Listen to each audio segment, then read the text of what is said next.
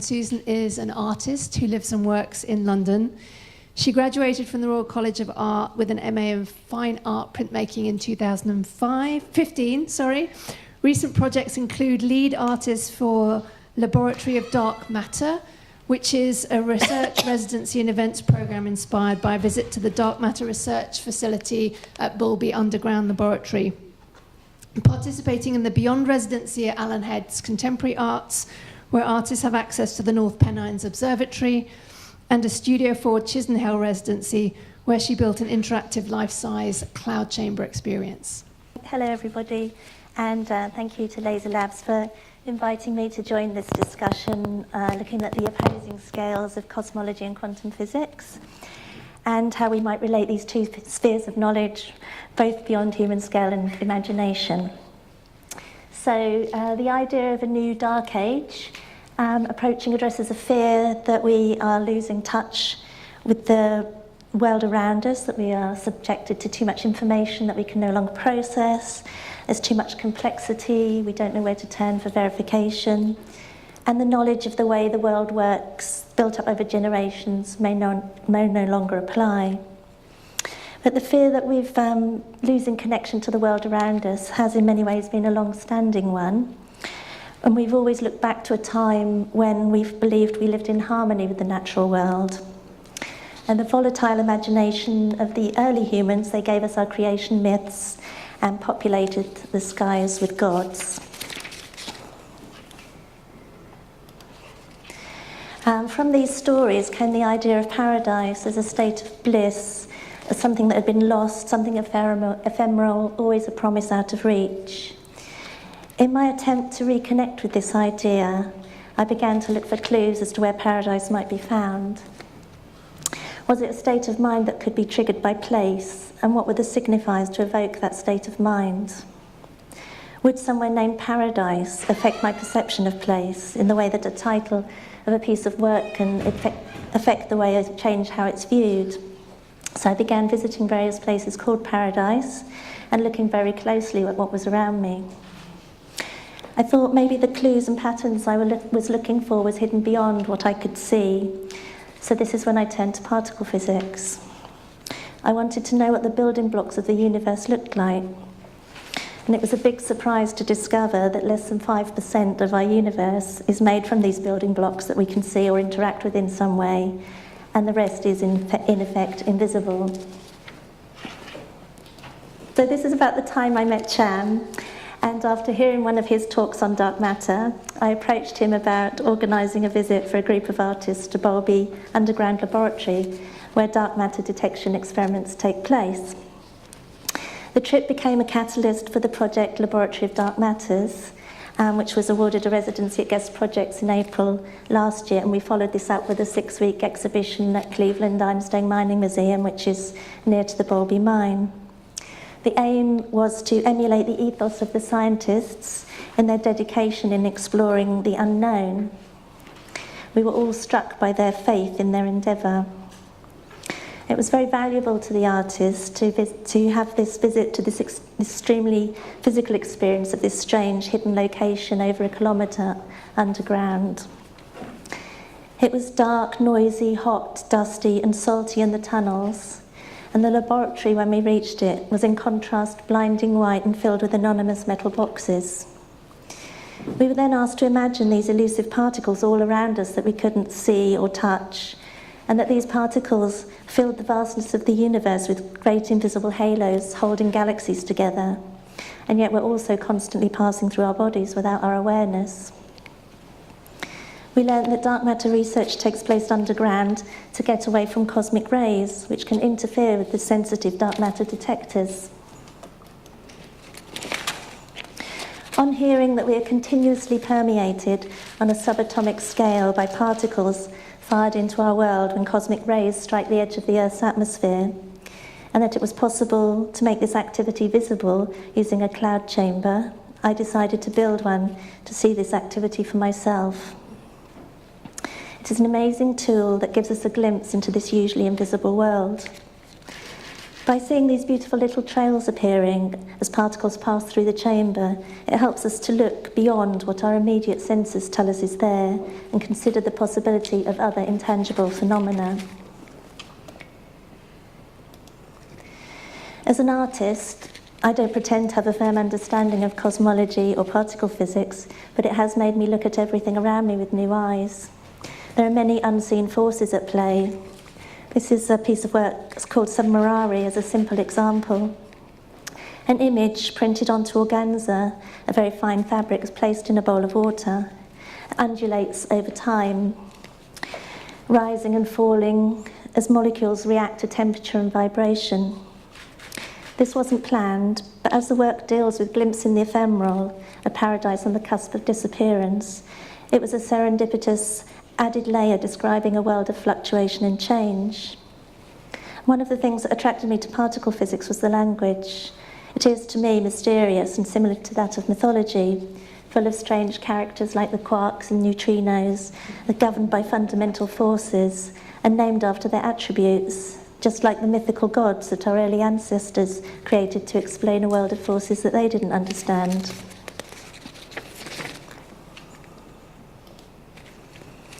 Something else that has been a big influence on my work was learning about geometry and biomorphic patterns in nature at the Prince's School of Traditional Arts, where tutors believe there is a spiritual relationship found in the structures of the universe. We studied the Platonic solids and Plato's descriptions of their attributes. Plato describes a primitive chaos where the four elements of fire, earth, water, and air formed from a turbulent mix of being, space, and becoming, to be assigned by their solid and fluid characteristics. They're assigned to the tetrahedron, cube, icosahedron, and octahedron. Then he adds, there still remained a fifth construction, which the god used for embroidering the constellations on the whole heaven. This is the dodecahedron, holding the stars in the heavens, just as dark matter is now believed to do. Plato was the first to frame the idea of a timeless existence, more real than our actual existence, which he saw as a shadow from some realm of ideas. He looked at the patterns in mathematics and geometry embedded in the structures around him that were determined by reason and logic, and concluded that mathematical truth is timeless. Discovery of it does not bring it into existence. I think we are hardwired to search for patterns and a sense of order. So I find connections that span time and disciplines very satisfying. Connections from dark matter and the Platonic solids to the three-sphere universe theory that cosmologist Jean-Pierre Luminet proposed, that considers a universe possibly shaped like a dodecahedron that is finite but has no boundaries. This idea also links to Dante's description in Paradiso of the concentric circles of the heavens, where the outer sphere is both surrounded by and surrounding the inner sphere. The recurrence of the number 12 in the sides of a dodecahedron, the 12 fundamental particles from which all matter is formed, the lunar calendar, which gives us 12 Olympian gods, signs of the zodiac, 12 notes in a chromatic scale, 12 paired ribs, 12 apostles, 12 days of Christmas, and so it goes on. Also, visual similarities found in digitally constructed imagery of dark matter, and familiar organic patterns that provoke a primordial response, like the fronds of dark matter spanning the universe. And spanning the galaxies could be spreading branches of trees or the veins under our skin. And I'm not trying to make sense of these associations, just enjoy the juxtapositions that they throw up. This is a clip from my video Soft Borders. During a studio residency at Chisenhale Art Place this year, I built a velvet chamber and worked with dance artist Paolo Napolitano, who performed sequences based on choreographer Rudolf Laban's notation system for movement. This relates to the geometries of the Platonic solids. The dodecahedron here is used as a motif for the boundaries of the universe, which are defined yet permeable, as the body is permeable to cosmic rays and other particles that do not recognize borders but pass through us, space-time and matter. The aim of this work was to address cosmic and quantum phenomena that are beyond human scale and relate them back to the body. Laban believed, what we cannot perceive with our senses, especially our fundamental sense of touch, remains unreal and its very existence is denied, until intuition or research discovers the unique and universal role of movement as a visible aspect of space. I also developed an interactive installation, Scales of Intangibility. Visitors were invited to enter the dark velvet chamber to capture projections of cosmic particle trails onto handheld viewing screens. Each of the 12 screens provided had a different surface. Some are solid, some reflect, and some are translucent. The black velvet walls absorb most of the light, so in order to see the trails, you need to hold the screen up to the light of the projector. The film shows a constant flow of vapour cloud falling, with particle trails randomly shooting into space, and the viewer can move their screen into alignment to capture the trail. This engagement aims to bring alive the fact that these particles are everywhere, all the time, and they can pass through what we think of as solid matter. Yet there are ways we can make this mysterious world of particles visible.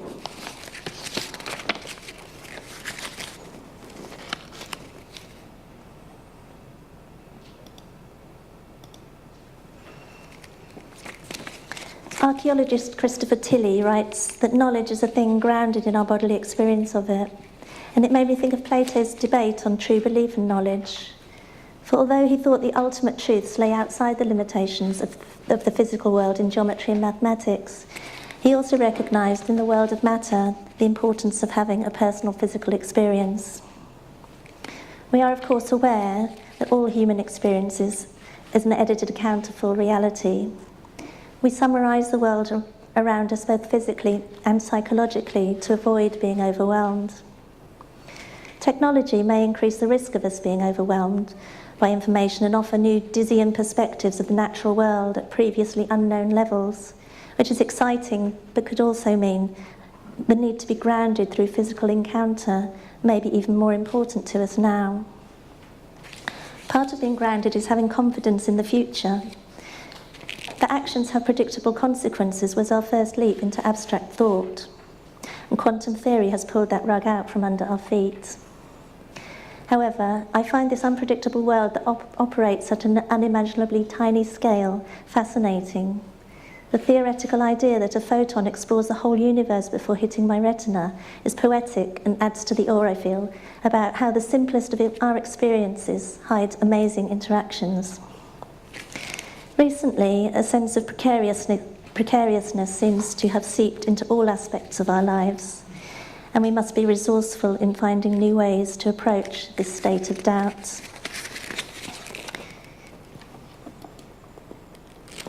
Our ancestors told stories connecting the stars and human experience, aligning celestial cycles with the fortunes of everyday life.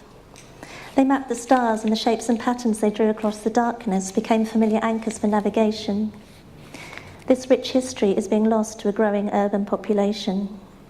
Also, as ever more powerful telescopes and data-gathering equipment open new areas of the universe,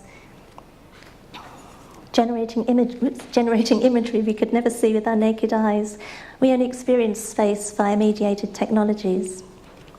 Dark sky areas are precious locations where we can still stargaze, wonder, and map our own stories across the sky. I've been participating in 2 residencies this year based in dark sky areas, one in Grisdale Forest in the Lake District and one in Allen Heads in Northumberland, where artists have access to the North Pennines Observatory. It's a moving experience to be under a truly dark sky, gazing up into a possible infinity, trying to comprehend the magnitude of the cosmos. At Allen Heads, we pointed the telescope at the constellations, but I was intrigued to discover what is located in the darkness between those bright points, imagining the tentacles of dark matter, and trying to locate the point at which protons are striking the Earth's atmosphere, causing what I imagine as unseen pyrotechnic displays as cosmic particles collide, decay, and hurtle towards us. I'm planning to launch a high-altitude balloon to film at the edge of the atmosphere. And all this activity goes on, even though I know it won't show on the film. It's important for me to be there, albeit vicariously. The question of how creativity and consciousness could help us to navigate a potential dark age might look at new materialism's thinking to offer us a dialogue to explore the interconnectedness of our multi-species planet, of the universe and all matter. One thing we can do as artists and scientists is to encourage wonder in the world around us. This could translate into a rethinking of how we relate to our environment. The dots have not all been joined up to explain how different laws apply at different scales, and we may veer from feeling extremely tiny to big and clumsy when we try to navigate these dimensions. But it can also be very empowering to find ourselves in the midst of this extraordinary universe. I think the mathematician J.E. Littlewood summed up the phases of creative work very well. He said it involved preparation, incubation, illumination, and verification. Preparation is a conscious research, and the idea should be kept in mind at all times. Incubation is the work of the subconscious, and the waiting time could be several years. Illumination can happen in the fraction of a second. It is the emergence of the creative idea into the conscious mind and implies a mysterious rapport between the subconscious and the conscious. Their verification is then just a matter of realizing the idea. Creativity cannot be rushed, but if we are all encouraged to think more, then maybe some solutions to impending problems can be found, and some new stories can be written to relate the increasing extremes we're exposed to back to the human experience.